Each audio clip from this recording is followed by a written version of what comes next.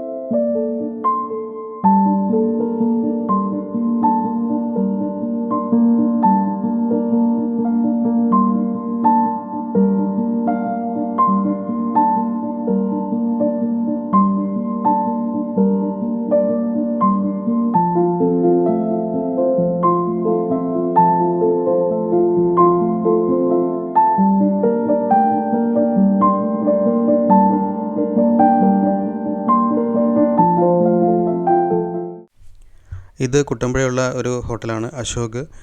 ബ്രേക്ക്ഫാസ്റ്റും lunch ഇവിടെ നിന്നാണ് കഴിച്ചത്. ഇവിടുത്തെ പ്രത്യേകത എന്നാന്ന് വെച്ച് കഴിഞ്ഞാൽ ഈ ഒരു വ്യൂ ഒക്കെ കണ്ട് ആസ്വദിച്ച് നമുക്ക് ഫുഡ് കഴിക്കാമെന്നുള്ളതാണ്. ഞങ്ങൾ ബ്രേക്ക്ഫാസ്റ്റ് കഴിച്ചത് ഈ വിൻഡോയുടെ ചേർന്നിട്ടുള്ള ഈ ടേബിളിലാണ്. അപ്പോൾ അവിടെ ഇരുന്ന് ഈ കാഴ്ചകളിൽ ആസ്വദിച്ചുകൊണ്ട് നമുക്ക് ഭക്ഷണം കഴിക്കാൻ സാധിച്ചു. വളരെ മനോഹരമായിട്ടൊരു കാഴ്ചയാണ്. മഴയെല്ലാം മാറി ഒരു പച്ചപ്പായിട്ട് നിൽക്കുന്ന ഈ കാട് കാണാൻ തന്നെ വളരെ മനോഹരമാണ്.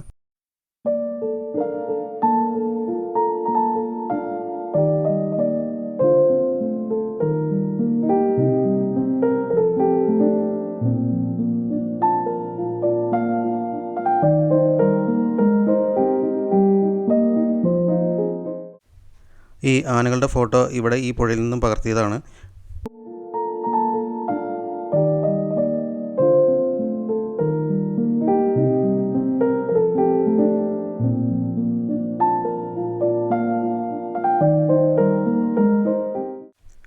ബ്രേക്ക്ഫാസ്റ്റ് കഴിഞ്ഞ് ഞങ്ങൾ നേരെ ബേഡിംഗ് സ്പോട്ടിലേക്ക് പോയി. ഇപ്പോൾ മഴയെല്ലാം മാറിയിട്ടുണ്ട്, പക്ഷേ അന്തരീക്ഷം മൂടി നിൽക്കുകയാണ്. വെയിൽ തെളിഞ്ഞിട്ടില്ല. അടുത്ത മഴ എപ്പോഴെങ്കിലും പെയ്യാം. ഒരു ഭാഗ്യപരീക്ഷണം എന്ന രീതിയിൽ ഞങ്ങളൊന്ന് പോയി നോക്കുകയാണ്.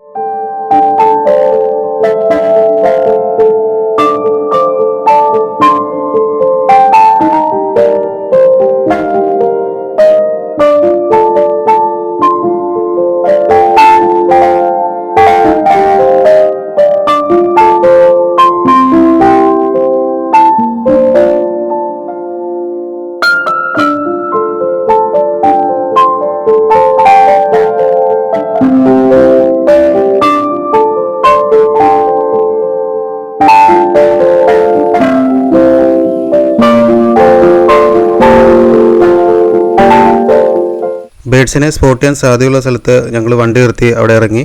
അപ്പോൾ ഞങ്ങൾ ചുറ്റുപാടും ഒന്ന് നിരീക്ഷിക്കാൻ തീരുമാനിച്ചു.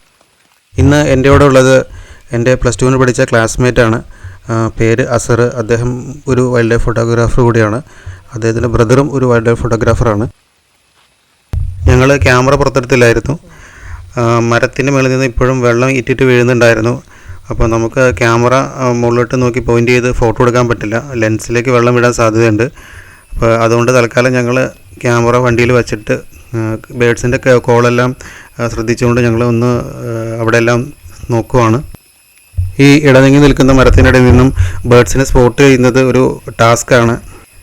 ഫ്ലെയിം ബാക്ക് വുഡ്പെക്കറും റാക്കറ്റൈൽ ഡ്രോങ്കോയും പിന്നെ മലയണ്ണാനെയും അവിടെ ഞങ്ങൾക്ക് കാണാൻ സാധിച്ചു. ഒരു ഔളിൻ്റെ സൗണ്ട് അവിടെ കേൾക്കുന്നുണ്ടായിരുന്നു. കോള് നോക്കി ഞങ്ങൾ പല മരങ്ങളുടെ അവിടെ ചെക്ക് ചെയ്ത് നോക്കിയെങ്കിലും പക്ഷേ ഞങ്ങൾക്ക് കാണാൻ സാധിച്ചില്ല. ഇപ്പോൾ മരത്തിൻ്റെ മേളിൽ നിന്നും വെള്ളമൊന്നും വീഴുന്നില്ല.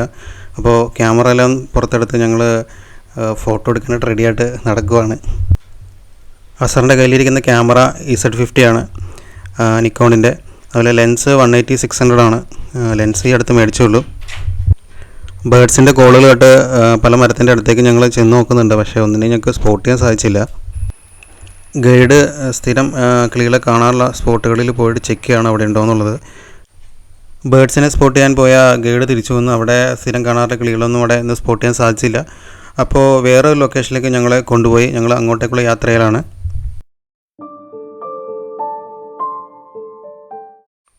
ഞങ്ങൾ കാർ പാർക്ക് ചെയ്തിട്ട് ഗൈഡിൻ്റെ കൂടെ നടന്നു. അദ്ദേഹം സിലോൺ ഫ്രോഗ് മൗത്തിനെ കാണാൻ സാധ്യതയുള്ള ഒരു സ്പോട്ട് കാണിച്ചു തരാമെന്ന് പറഞ്ഞു. അവിടെ ചെന്നപ്പോൾ ഞങ്ങൾക്കൊരു പെയറിനെ കാണാൻ സാധിച്ചു. ഒരു പൊക്കം കുറഞ്ഞൊരു മരത്തിൻ്റെ ഉള്ളിൽ ചെറിയ ഇലകൾക്കിടയിലാണ് ഒരു മെയിലും ഫീമെയിലും അവിടെ ഇരിക്കുന്നുണ്ടായിരുന്നു. മാക്കാച്ചിക്കട എന്നാണ് മലയാളത്തിൽ ഇതിൻ്റെ പേര്. സിലോൺ ഫ്രോഗ് മൗത്തിൻ്റെ ഫോട്ടോ എടുത്തിട്ട് തിരിച്ചു വരുമ്പോൾ ഞങ്ങൾക്ക് മലബാർ ട്രോഗനെ കാണാൻ സാധിച്ചു. ഇത് മലബാർ ട്രോഗൻ്റെ ഫീമെയിലാണ്. ഈ ബേഡിൻ്റെ മലയാളത്തിലുള്ള പേര് തീക്കാക്ക എന്നാണ്. മലബാർ ട്രോഗനെയും സിലോൺ ഫ്രോഗ് മൗത്തിനെയും ഇവിടെ സ്പോട്ട് ചെയ്യാൻ സാധിച്ചു. മഴ പെയ്യാൻ സാധ്യതയുള്ളതുകൊണ്ട് ട്രൈപോഡ് എടുത്തുകൊണ്ട് പോകാൻ സാധിച്ചില്ല. ട്രൈപോഡും കുടയും ക്യാമറ എല്ലാമായിട്ട് പോകാമെന്ന് പറഞ്ഞ ഒരു ടാസ്ക്കാണ്. അപ്പോൾ അത് കാരണം ട്രൈപോഡ് എടുത്തില്ല. ട്രൈപോഡ് എടുക്കാത്ത കാരണം വീഡിയോ ഒന്നും ഷൂട്ട് ചെയ്യാൻ സാധിച്ചില്ല.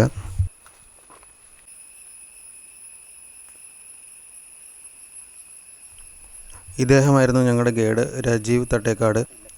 രജീവ് ചേട്ടൻ്റെ നമ്പർ ഞാൻ ഡിസ്ക്രിപ്ഷനിൽ കൊടുത്തേക്കാം. അപ്പോൾ നിങ്ങൾക്ക് രജീവ് ചേട്ടൻ്റെ കൂടെ ബേഡിങ്ങിന് വരണമെന്നുണ്ടെങ്കിൽ ഈ നമ്പറിൽ വിളിച്ച് ബുക്ക് ചെയ്തതിന് ശേഷം വന്നാൽ മതി. രജീവ് ചേട്ടൻ പറഞ്ഞത് ബെസ്റ്റ് ബേഡിങ് സീസൺ എന്ന് പറയുന്നത് സെപ്റ്റംബർ മുതലാണ്. ഒക്ടോബർ മാസം മുതൽ കൂടുതൽ സ്പോട്ട് ചെയ്യാനുള്ള സാധ്യതകളുണ്ട് ബേഡ്സിനെ. അപ്പോൾ ആ സമയത്ത് വരുന്നതായിരിക്കും ഏറ്റവും നല്ലതെന്നാണ് രജീവ് ചേട്ടൻ പറഞ്ഞത്. ODKF അന്വേഷിച്ചാണ് ഈ സ്പോട്ടിൽ വന്നത്. പക്ഷേ ഞങ്ങൾക്ക് സ്പോട്ട് ചെയ്യാൻ സാധിച്ചത് ബ്ലൂ ഇയർ കിങ് ഫിഷറാണ്. കുറച്ച് നേരം ഫോട്ടോയ്ക്ക് പോസ് ചെയ്തതിന് ശേഷം അവൻ താഴേക്ക് പറന്നുപോയി. അപ്പോൾ ഞങ്ങൾ സ്ട്രീമിൻ്റെ താഴേക്ക് പോകാൻ തീരുമാനിച്ചു, അവനെ വീണ്ടും കാണാൻ സാധിക്കുമെന്ന് അറിയാൻ വേണ്ടിയിട്ട്.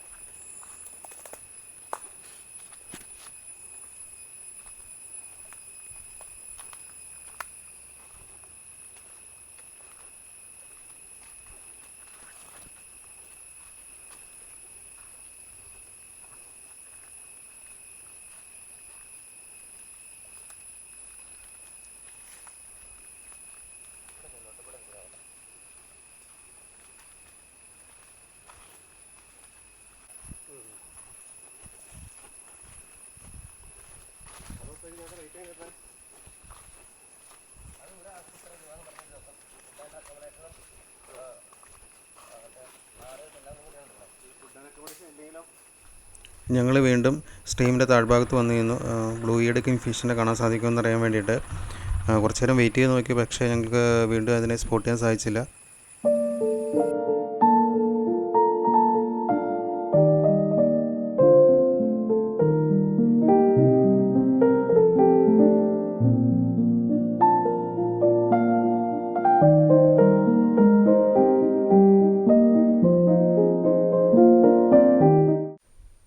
വീണ്ടും വലിയൊരു മഴ പെയ്തു. സമയം ഏകദേശം 12 മണി ആയിരുന്നു. ഇനി ബേർഡിനെ സ്പോട്ട് ചെയ്യാൻ സാധ്യത കുറവാണ്. അപ്പോൾ അതുകൊണ്ട് ഞങ്ങൾ ഇന്നത്തെ ബേർഡിങ് മതിയാക്കാൻ തീരുമാനിച്ചു. അങ്ങനെ ഞങ്ങൾ റിട്ടേൺ പോരുവാണ്.